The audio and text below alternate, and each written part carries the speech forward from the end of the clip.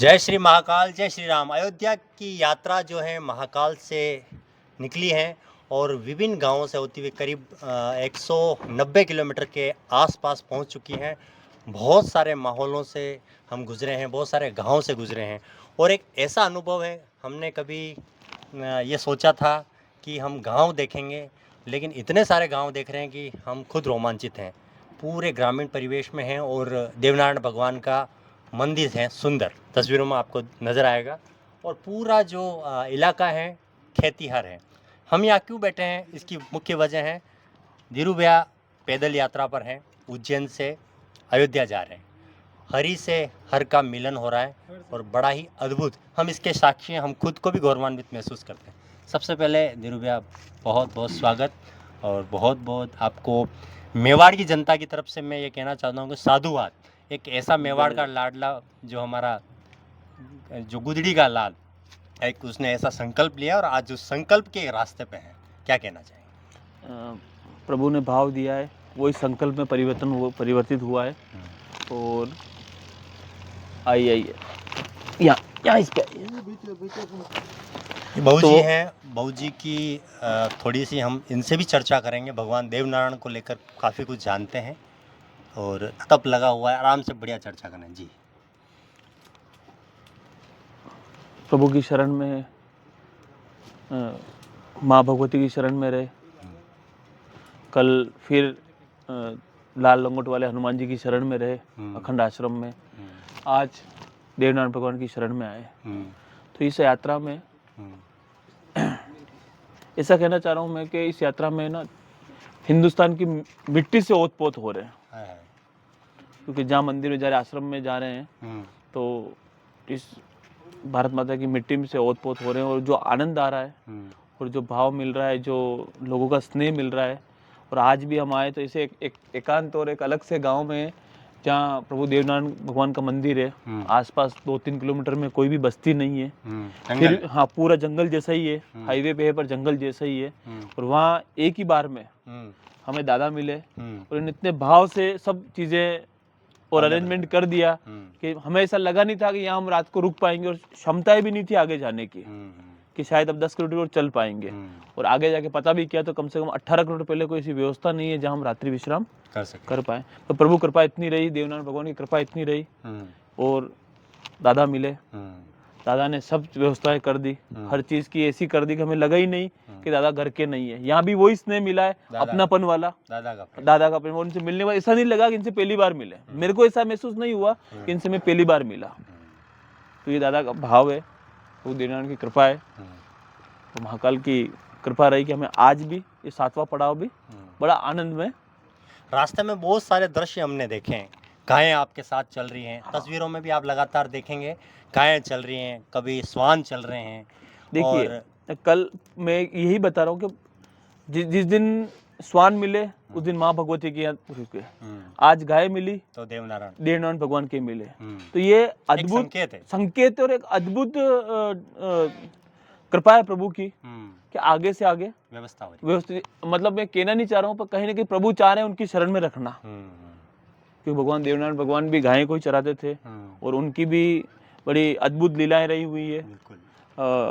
साक्षात विष्णु स्वरूप थे। और उस बारे में सुनील जी आप ज़्यादा जानते, तो मैं चाहता हूँ कि इस विषय में आप और प्रभु देवनारायण भगवान पे भी एक अच्छा वीडियो बनाए, लोग समझ पाए प्रभु देवनारायण भगवान को भी कि ये कोई जाति विशेष के भगवान नहीं है, ये विष्णु अवतार है, सबके भगवान है देवनारायण भगवान। बिल्कुल।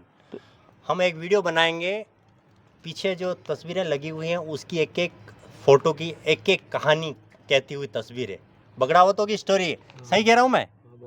है बगड़ावत क्या है, थोड़ी सी हमारे दर्शक जो जुड़े हुए हैं उनको जलम धन होया उनका 12 रुपये जी सब काम है उसमें। 12 रुपयों से नहीं बगड़ावत पुराना में जो पूरी लिखाई है वीडियो बना लीजिए, टेस्ट से टेस्ट। तो सवाई बोझ की और जो मालासर की शहरी में भगवान कमल के फूल पर, हाँ कमल का फूल कैसे हुआ, थोड़ा सा बताओ डिटेल में। पत्थर पटके ऊपर इठिया सब कोमल का फूल। और यूं कहते हैं कि बहू जी की भगवान जो है देवनारायण मालवा से अपने ननियाल, मामा जी मालवा में गया सन माता साड़ू चावड़ा में धर के ले गई इस माता। अच्छा, हाँ। तो यहाँ फिर किसके साथ गए वहाँ पे? माता गई सी ऐसो भील चचू। चूचू बाट का बाप गए और चूचू बाट तो जादू मांदू भील ऐसा उनके लार गई सी राखी बंद भाई ऐसा हुए। मतलब ये कहना चाह रहे हैं कि राखी डोरे के जो भाई थे उनके साथ वो गए थे। ग्वाल में मेल का आया वे मेल का आया दो और ग्वाल नापा और गया। एक आप ये बता रहे थे कि पास में एक नापा करके एक तालाब है, उसकी थोड़ी स्टोरी बताओ ना। नापा ने रोक तालाब बनाया देव नारायण भगवान ने। कल्याण बनायो सलाह जोड़ रखी हो शीला। सिला। अच्छा, मतलब ये कहना चाह रहे हैं कि भगवान देवनारायण भगवान ने यहाँ पत्थरों को जोड़ के और एक तालाब बनाया है जहाँ पूरी मिट्टी थी, कोई पत्थर नहीं थे, और उनको ऐसा जोड़ा जैसे किसी ने वेल्डिंग किया हो या किसी केमिकल से जोड़ा हो, और फिर वो तालाब आज ही भरा हुआ है। वो तालाब कभी लीकेज नहीं होता है, कभी वो उसका पानी नहीं निकलता है और भरा ही रहता है। और वो विशेष तौर पर प्रभु देवनारायण भगवान ने गाय और पशुओं के जल की व्यवस्था के लिए बनाया है। कहना चाह रहे हैं कि गायों के लिए इन्होंने तालाब बनाया है, और ये भी उनकी अद्भुत लीला थी। यहाँ पे यहाँ से 2 किलोमीटर दूर ही वो तालाब है। समय की बड़ी विकट परिस्थिति है, बाकी हम उस तालाब पे भी जाने की इच्छा है, पर थोड़ी यात्रा है तो हम उस पे जा नहीं पाएंगे। पर कभी ऐसा योग रहा, प्रभु की कृपा रही, तो जरूर इस तालाब में एक बार जाके अपने आप को पवित्र करना चाहेंगे। इस यात्रा में बहुत सारे सज्जन व्यक्ति भी मिल रहे हैं, जैसे लोग जुड़ते हैं, आते हैं। आज एक ट्रक वाला मिला था, बिल्कुल, क्या कहानी? देखिए, उस ट्रक वाला जो था वो सबसे पहले पीछे 1 किलोमीटर तक उसने समझा।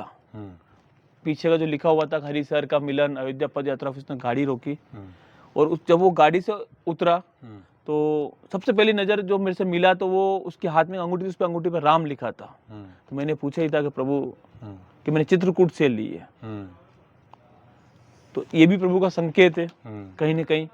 उसके बाद से बात करी, उसके बाद उसकी सुनील जी आप ही ने उसकी गाड़ी में चढ़े, उससे बात करी, तो उसकी पूरी गाड़ी में प्रभु राम के ही फोटो थे, राम भक्त। और उसने दर्शन करने मेरे से निवेदन किया कि मैं इस मेरी ट्रक को आपके रथ के पीछे आधा 1 किलोमीटर चलाना चाह रहा हूँ, और चला ही उन्होंने। चला ही है। उसके बाद उसने 3 दिन पहले उसने बताया भी था कि 3 दिन पहले मैंने बच्चों को, मैं घर जा रहा हूँ तो मेरे बच्चों के लिए मैंने खोपरे लिए, नारियल।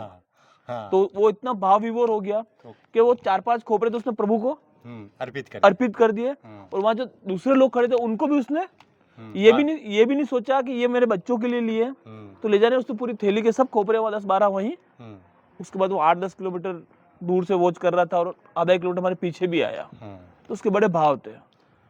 उसने ये कहा था कि ये उसके शब्द थे, मेरे पास वीडियो भी है, मैं इस वीडियो के एंड में बताऊंगा उसने क्या कहा। उसने कहा कि भाई, मैंने कहा कि बहू जी आप खोपरे हैं वो लेके जा रहे हैं घर पे, घर वाले बोलेंगे नहीं? तो उन्होंने कहा कि भाई कि अब जब महाकाली चाह रहे हैं तो बच्चों की चिंता तो वो करेंगे जैसे हमारी चिंता प्रभु कर रहे हैं वैसे ही। और खोपरे उसने बेट कर दिए। हालांकि सारे खोपरे वितरित हो गए हैं। मैं ये कहना चाह रहा हूँ कि हमें तो खोपरा लेके आना, हाँ, खोपरा भी एक हमारी जो यादें हैं वो भी उनके साथ, हम इस धूप के, इस तप के साथ में, अपन मेवाड़ी में कहते तप, अब तप के साथ में हम थोड़ी सी आध्यात्मिक चर्चा कर लें। जो युवा अध्यात्म की ओर नहीं बढ़ पा रहे हैं, क्या ऐसा विजन होना चाहिए जिससे लोग ये रहा खोपरा, और ये चटक खोपरा है, ये प्रभु का।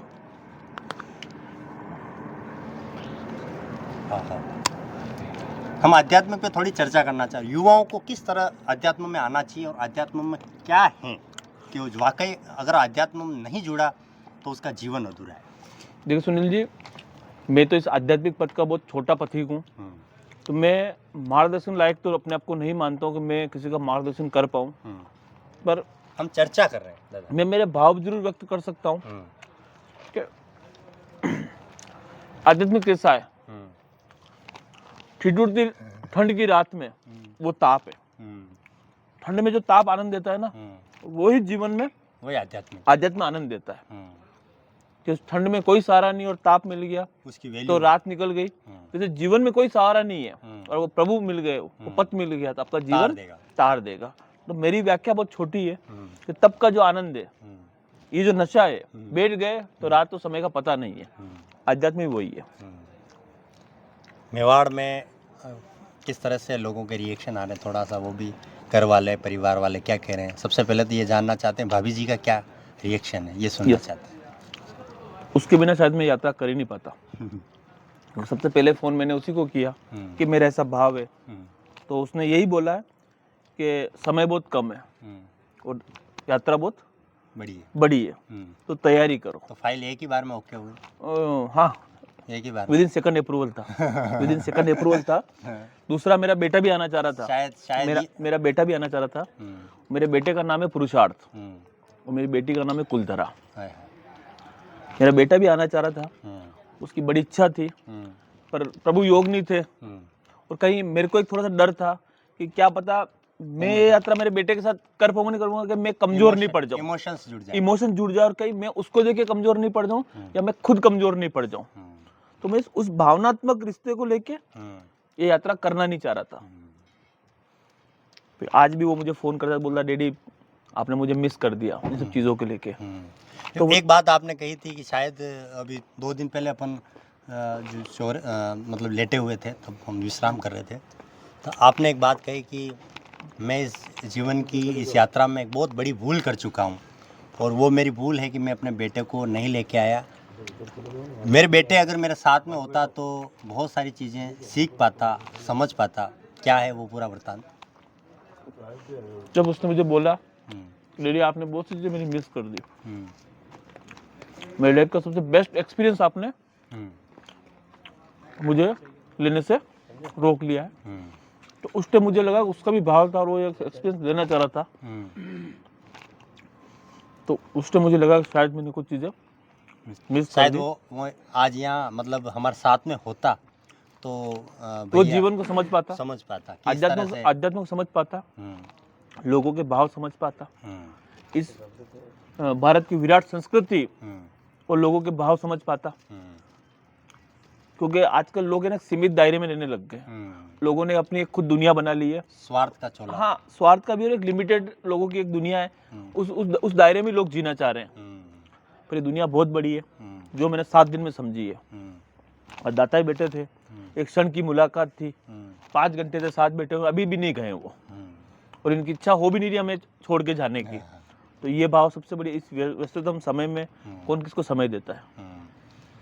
तो ये चर्चा रही। आज हम बीजापुर, कौन सा गांव है ये? आगे बीनागंज से करीबन 10-15 किलोमीटर हम पहले ठहरे हुए हैं। चक गांव है, पूरा ये जंगल है। यहाँ सिर्फ एक भगवान का मंदिर है, देवनारायण भगवान के साथ में हमारी यात्रा इस पड़ाव पर रुकी। कल मैं अंतिम वीडियो बनाऊंगा, अंतिम यानी मेरे साथ दिरुपिया का अंतिम वीडियो होगा। अंतिम नहीं होगा, 10 दिन बाद। हाँ, 10 दिन का विराम होगा। विराम के बाद अंतिम जीवन में कुछ भी नहीं होगा अपना। बिल्कुल। तो मैं एक इस यात्रा का एक विराम वीडियो बनाऊंगा और हम डिटेल में बात करेंगे और 10 दिन बाद में वापस दिरुपिया से मिलूंगा। वीडियो कैसा लगा जरूर बताएं। कैमरे के पीछे योगेश सुखवाल, हम आपका बेसब्री से इंतजार करेंगे कि, और हम आपको जाने भी नहीं देते सुनील जी, पर आपके लॉ के एग्जाम है और हम चाहते नहीं कि आपका 1 साल और खराब हो जाए। आपके भाव नहीं है, आपकी इच्छा है। मैंने देखी कि आप चाह रहे थे, मुझे एक बार बोला भी था एग्जाम तो हो जाएंगे, पर मैं नहीं चाहता हूँ कि एग्जाम हो जाए। सच तो यही है। तो मेरी अंदर से इच्छा यही है कि आपने अभी तक जो सहयोग और साथ दिया है, मैं जल्दी चाहता हूँ कि प्रभु जल्दी से आपको वापस यहाँ भेजे और हम 13-14 का वापस आपका इंतजार करेंगे। बहुत अच्छा लग रहा है और मैं तो इस एग्जाम को मिस करना चाह रहा था, छोड़ना चाह रहा था, लेकिन मैं नहीं चाह रहा था कि का कहना था कि स्ट्रिक्टली नियम है कि भाई आपकी जो पढ़ाई है वो पूरी की जाए, फिर वापस 10 आगे से जुड़ जाए। कैमरे के पीछे योगेश सुखवाल हैं, तमाम सारे वीडियो को कैप्चर करने में मेरा सहयोग कर रहे हैं। इनका भी बहुत बहुत धन्यवाद। महाकाल प्रभु आप सभी को खुश रखें। इसी भावना के साथ हरि से हर का मिलन अयोध्या में होने जा रहा है। आप इस वीडियो को देखें, शेयर करें और नीचे कमेंट्स में एक बात जरूर लिखें, जय श्री राम, जय महाकाल। बहुत